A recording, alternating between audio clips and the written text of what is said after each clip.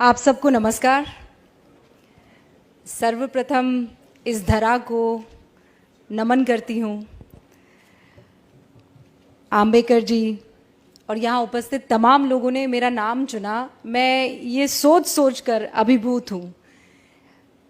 मैं किस्मत वाली हूँ कि आप लोगों के समक्ष हूँ, आप लोगों के सामने हूँ और अपने दिल की बात कह पा रही हूँ। वैसे तो बीच में वो स्क्रीन की छाया होती है, वो पर्दा होता है, आज वो पर्दा भी हट गया है, तो और ज़्यादा प्रसन्न हूँ कि आपकी आंखों में आंखें डालकर सच कह पाऊंगी। मैंने पूछा मुझे क्या कहना है, तो मुझे कहा गया बस कह दो। तो मैंने कहा कोई विषय है, तो कि जो आप चुन लो वो विषय है। तो मैंने चुन लिया वसुधा का कल्याण। मैंने चुन लिया कि इस धरा का कल्याण विषय अगर ये है तो कोई विचारधारा ले आए, चांद ले आए, सूरज ले आए, अगर देश प्रेम सर्वोपरि है तो फिर सब कबूल है, सब चल जाएगा। कोई विषय चल जाएगा, कोई समाज चल जाएगा, कोई धर्म चल जाएगा, कोई पंथ चल जाएगा, कोई लिंग चल जाएगा। अगर देश प्रेम है तो सब चल जाएगा। और ये मैंने कहीं और नहीं, इसी जमीन पर, हिंदुस्तान में, भारत में हर आंखों में देखा है, उसे महसूस किया है, और वही काम मैं स्क्रीन पर भी करने की कोशिश करती हूँ। लोग कहते हैं आप कहते वक्त सोचती नहीं है, तो मैं कहती हूँ सोचती हूँ, इसीलिए कह पाती हूँ। और सोचती ये हूं कि अगर आज मैं रुक गई तो फिर मेरे बच्चे रुक जाएंगे, मेरे बच्चों के बच्चे रुक जाएंगे। तो जो गलत है कह दो, और जो सच है फख्र से कह दो कि ये सच है। और यही मेरी कोशिश भी रहती है। और इतना प्यार, इतना प्रेम मुझे मिलता है कि फिर मुझे पलट कर देखने की ज़रूरत नहीं पड़ती है। और ये आप लोगों का सम्मान है।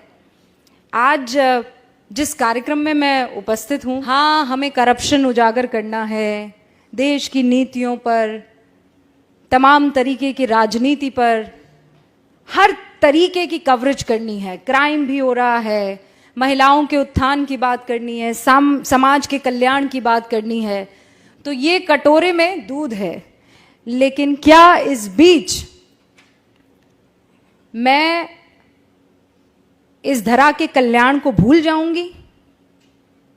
वो भी मुझे ध्यान रखना है। और एक पत्रकारिता का उसूल हमें सिखाया गया था, सत्यम शिवम सुंदरम। लेकिन सत्य हमेशा सुंदर हो ये जरूरी नहीं है। और जिस दिन मेरे पत्रकार बंधुओं ने ये समझ लिया, ये जान लिया कि सत्य कड़वा होता है और उसे पीना भी सीखो और उसे पिलाना भी सीखो। कई बार ये दुखी कर सकता है, लेकिन अगर सत्य को अपनाएंगे नहीं तो फिर आगे बढ़ नहीं पाएंगे। वो कहते हैं या तो आप इस तरफ आ जाती हैं या इस तरफ आ जाती हैं, कोई ग्रे एरिया भी छोड़ दीजिए। लेकिन जब आप धरा की बात करते हैं तो वहां कोई ग्रे एरिया छूटता नहीं है, फिर तो सच होता है या झूठ होता है। और हर बार आज के दौर में मैं ये महसूस करती हूँ, क्योंकि आप सभी लोग सोशल मीडिया पर होंगे, आप कुछ लिख दीजिए, आपके ऊपर बौछार होने लगती है। प्यार कम होता है, नफरत की बौछार ज्यादा होती है। तो क्या वो आपको कुछ कहने से रोक देगा? ये आपको तय करना है। क्या उन गालियों से आप सत्य सामने रखना छोड़ देंगे? ये आपको तय करना है। और मैं हमेशा, अक्सर जहां जाती हूं, ये कहती हूं कि मैं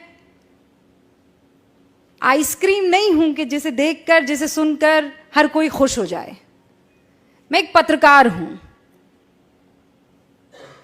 और पत्रकारिता में दो पक्ष ही होते हैं।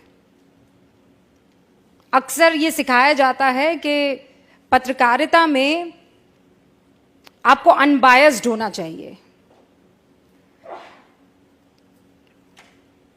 बहुत लोग मेरी बातों से इत्तेफाक नहीं रखेंगे, लेकिन मुझे ये कहना आप लोगों के सामने जरूरी है। जब देश की बात आएगी, वतन की बात आएगी, तो इसमें अनबायस्ड कोई कैसे हो सकता है? एक आतंकवादी दनादन गोलियां चला रहा है, आप निष्पक्ष हो जाएंगे? एक 8 साल की बच्ची के साथ बलात्कार हो रहा है, आप निष्पक्ष हो जाएंगे? आपको पक्ष तो लेना होगा ना। या आप जो कहते हैं कि इन मसलों पर निष्पक्षता चाहिए, इन मसलों पर निष्पक्षता कैसे हो सकती है? जब वतन की, जब धरा की, जब लोकतंत्र की, जब हिंदुस्तान की, जब भारत की बात आती है तो इसमें निष्पक्षता कैसे हो सकती है? कोई माई का लाल मुझे बता दे कि नहीं, निष्पक्षता के नाम पर वो हिंदुस्तान को एक तरफ कर देगा और वो दूसरी तरफ खड़ा हो जाएगा। तो ऐसे में अगर कोई कह दे कि आप निष्पक्ष नहीं हैं तो मुझे कबूल है। अगर हिंदुस्तान के साथ खड़े रहना, उसके मूल्यों के साथ खड़े रहना, उसके लोकतंत्र के साथ खड़े रहना निष्पक्षता नहीं है तो मुझे कबूल है। और उन तमाम पत्रकार बंधुओं से ये बात मैं बहुत साफ तौर पर कह देना चाहती हूं कि जिस दिन आप बेझिझक, बगैर किसी डर के, बेखौफ होकर अपनी बात रखने लगेंगे तो फिर आपको तालियों की दरकार नहीं रहेंगी, फिर मुख से दुआएं ही निकलेंगी, आशीर्वाद ही निकलेगा। और फिर आपको ये नहीं सोचना पड़ेगा कि मैं जाऊंगा तो 4 लोग मेरे लिए तालियां बजाएंगे कि नहीं बजाएंगे।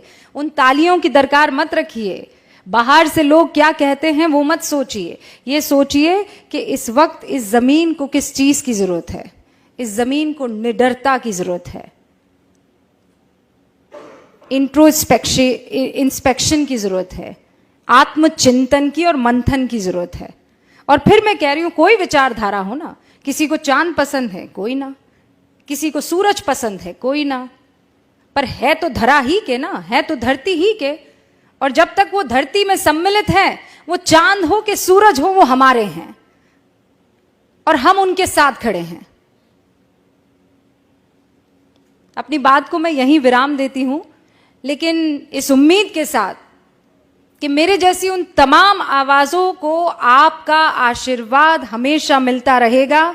और जब तक आपका आशीर्वाद रहेगा, जब तक हिंदुस्तान की जनता की आंखों में जो ऐसी चमक मैं देख पा रही हूं, चमक रहेगी, हिंदुस्तान को विश्व गुरु बनने से फिर कोई नहीं रोक सकता है।